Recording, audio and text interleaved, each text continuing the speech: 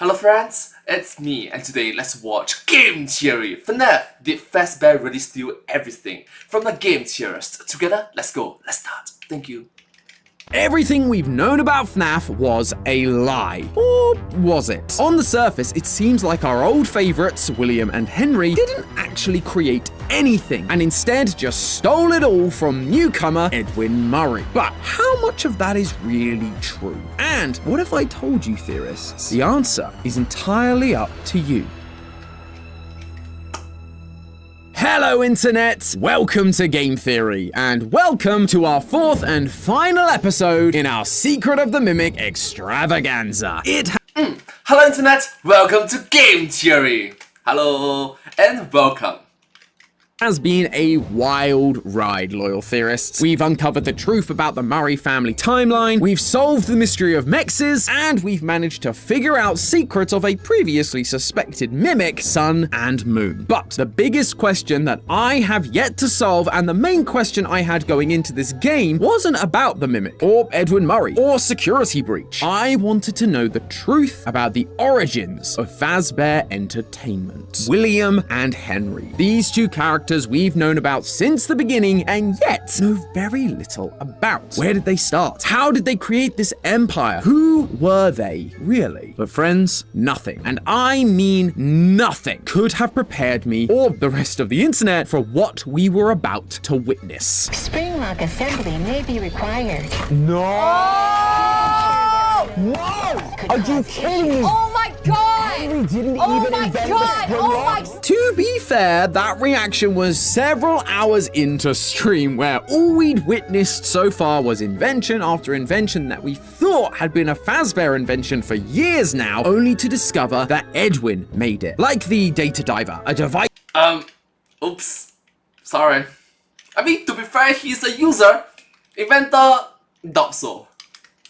used to access certain points around Murray's costume manor that looks an awful lot like the Faz wrench we use in Ruin. Or what about the massive list of characters? Happy Frog, Mr. Hippo, Orville, Monty, Roxy, Moon, Foxy, Chica, Music Man, Helpy, even the wet floorbots from Security Breach share similarities to the Cleanovac. They're all... No, you shouldn't be saying Music Man like that. You should be saying...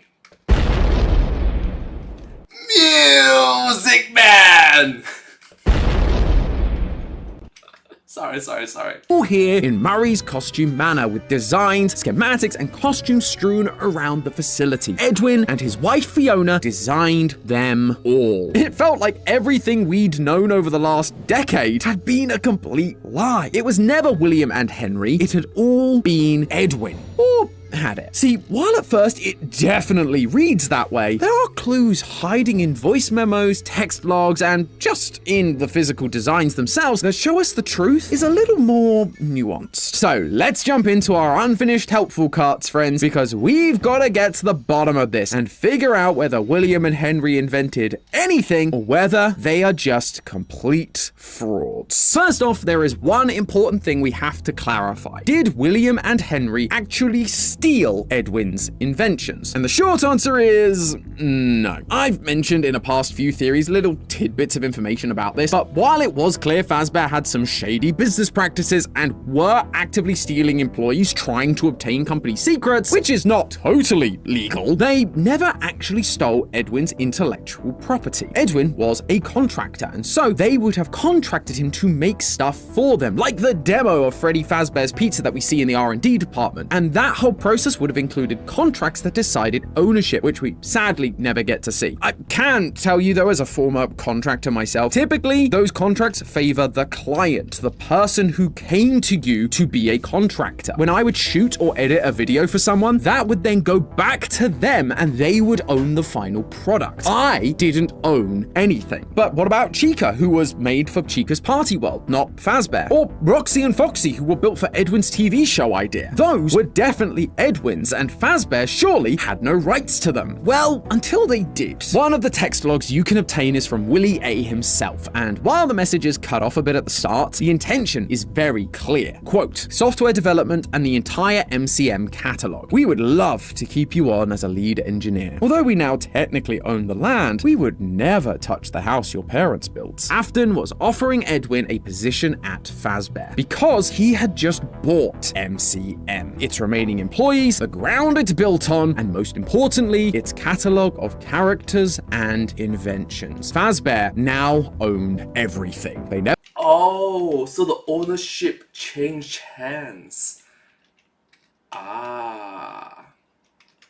stole it from Edwin, they just stole all his employees, drove the business into the ground, and then bought the rights so that they could claim it as their own. But let's be honest here, that's kind of a small nitpick in this whole thing. The real issue here is that we believed Henry and William were these great inventors, and yet it seems like they just kind of bought everything and didn't make any of it themselves. How could Henry claim Trapped in prisons of my making if they weren't his making at all? So let's take a look and try to clear things up. Henry may not be the originator of most of the characters we've attributed to him over the years. R.I.P. Chica was Henry's first theory, but that doesn't mean he didn't invent any. I was the first! Wait, I wasn't the first? What? Characters. From the minute you step into Murray's Costume Manor, you will find one item that appears everywhere in the facility. Pizza boxes from Fredbear's family diner. Now, while we are visiting MCM, the place has been abandoned for a bit. But what that means is that while the place was active, so was Fredbear's diner, which makes sense given Fazbear Entertainment was a thing and had the means to buy MCM in the first place. They need some way to make money. We also see Fredbear and Spring Bonnie on a number of posters throughout the place, identical to the ones we found in Security Breach. But notice what we don't see throughout MCM. Despite promoting posters for the characters of Fredbear's, we never see versions of Fredbear or Bonnie within the main facility. And that is because of this line. Every one of my creations are available for purchase or lease. For Edwin to be able to say that, he would have to own the rights to the characters. But the fact that Bonnie and Freddy are missing implies that those two characters were not created and owned by Edwin, but instead William and Henry. Edwin has posters on the walls because there's clearly a long-standing relationship between the two companies, and based on his audio log telling us that they should just hire some teens to wear the suits like we always do. It seems like he has worked on the diner in some way. So the posters are just him promoting himself, going, hey, you know this successful franchise? Well, I helped make that. But he can't show any of the costumes or animatronics for Fredbear and Bonnie because he doesn't own the rights. They were created and owned by William and Henry. So nice big tick for them there. But that leads us into the big discussion around Fazbear. Spring lock assembly may be required. No! No! Hazards that could Are you cause kidding me? Oh my god! Henry didn't Oh even my invent god! the spring Oh my locks. god! Did Edwin invent the spring locks? Before this point, we've been under the impression that it was Henry who invented the spring locks, as during the Silver Eyes trilogy, we're pretty much told that outright. Quote, these are spring locks, one of the first ones Henry made.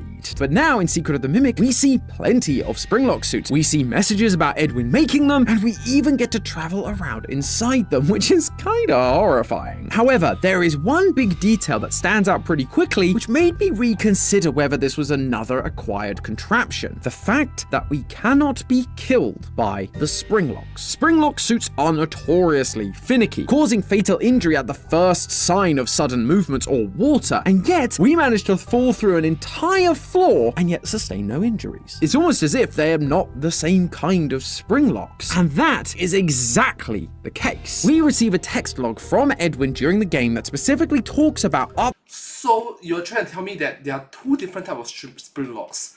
One that is safe to use, the other one is not safe to use. But they are both called spring locks. Huh. dating the spring locks to sustain water damage and be okay. There's also the fact that the original spring locks were designed to be both suit and animatronic, while the new ones seem to only really be suits. And finally, the versions of Fredbear and Spring Bonnie down in the R&D department, while looking somewhat like the versions we know, have colored exoskeletons made of metal, rather than the felt-based material that would stain and discolor like we know from modern Springtrap. And to top that off, there's an audio log in the same area that talks about spring locks being used for a long time before this moment. It would be so much easier to keep using the spring locks. The fact that there have been spring locks used for Hen, while these new improved metal versions of the spring locks for Fredbear and Spring Bonnie currently only exist down here in the facility, it tells us that there are other spring-locked versions of these characters in existence, felt-based ones that use the old water damage prone designs. So that's it, case closed. Edwin made the new spring locks, but Henry can still have made the originals, right? Well, I really wanted that to be true. Believe me, I did. But when Ash and I went back to find all the secrets on GT Live, we discovered this message on one of the Mrs. Helpfuls to Edwin from Fiona. I'm worried about the new suit design. One of my costumers, Vic, nearly lost his hand today. All he did was spill a can of pop and the thing snapped shut like a bear trap. Fiona is worried about Edwin's springlock designs, and the one her team member was wearing does end up having an issue with water damage. It's almost like that text log we read earlier was a response to Fiona's request to check out the problems, because Edwin was involved in the creation of the original designs. This isn't the only time Fiona is worried about Edwin rushing out designs that later cause problems either. You have a lot of new ideas and new projects coming in. The staff can't keep up with all your changes, but I think you need to step back a little and focus on one project at a time. This is a pattern of behavior for Edwin. He sprints through dozens of projects, moving on to the next one so fast that his previous invention isn't fully finished, leading to a bunch of failures and returns like we see in the text logs. And so the idea that these springlock suits that were incredibly dangerous and So you're trying to tell me that QC wasn't implemented properly. QC means quality check. It's like jack of all trades, master of none. And we are talking about dangerous stuff, like, spring locks in which you can people.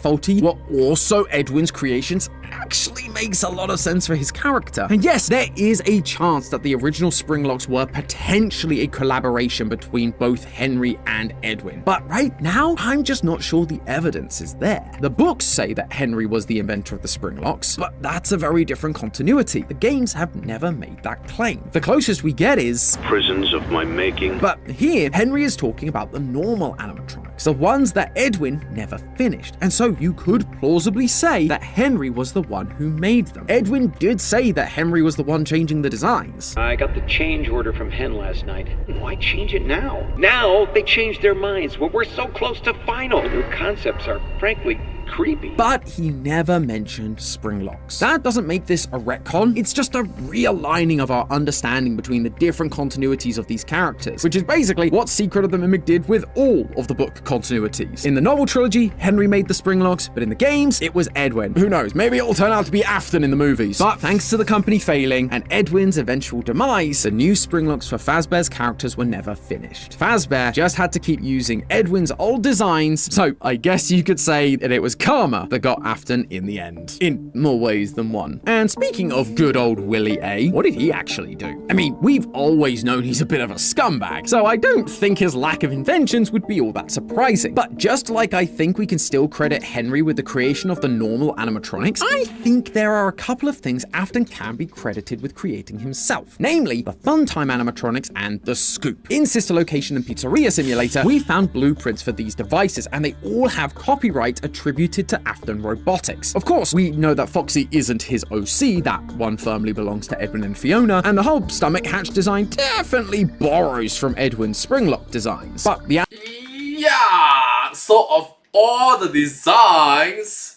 William A is going to design the one that is dangerous. Bruh.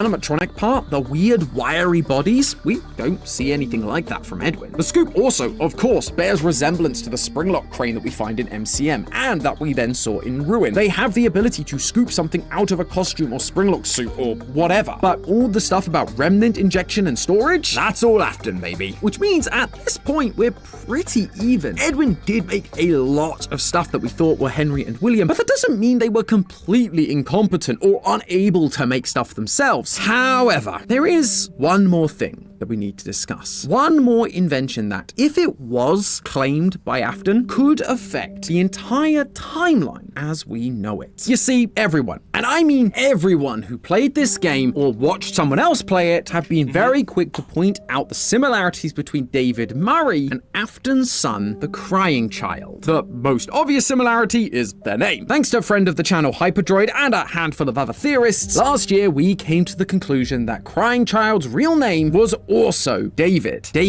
Afton. But there's so much more to it than just a name. Their bedrooms look almost identical, and both of those bedrooms are in houses on top of a hill near a tree and near their father's work. They're both missing mother figures in their lives, with fathers who spend too much time working. One of the collectibles we get is David Murray's purple plastic telephone, the same one we see in David Afton's bedroom, along with a bunch of other similar toys. David Afton is famously scared of Foxy, having ripped off the head of the Foxy plushie, and his brother Michael bullying him wearing a Foxy mask. David Murray also is afraid of the pirate Fox, crying when Edwin uses one of the Foxy hand puppets on his first birthday. Ahoy there!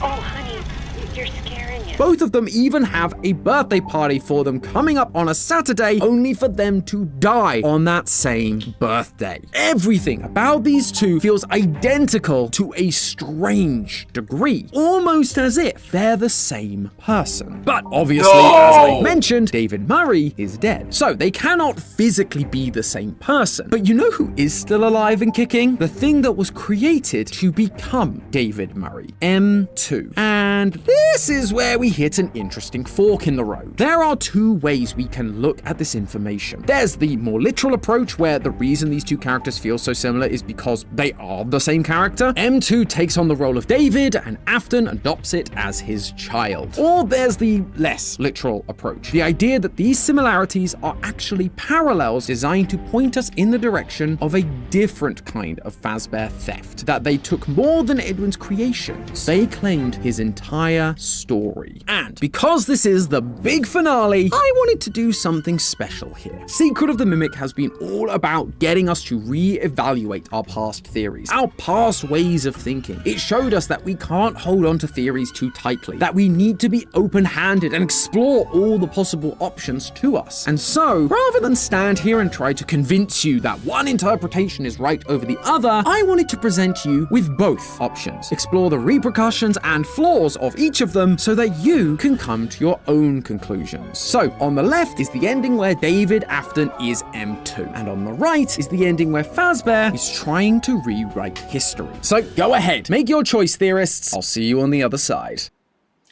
What do you think?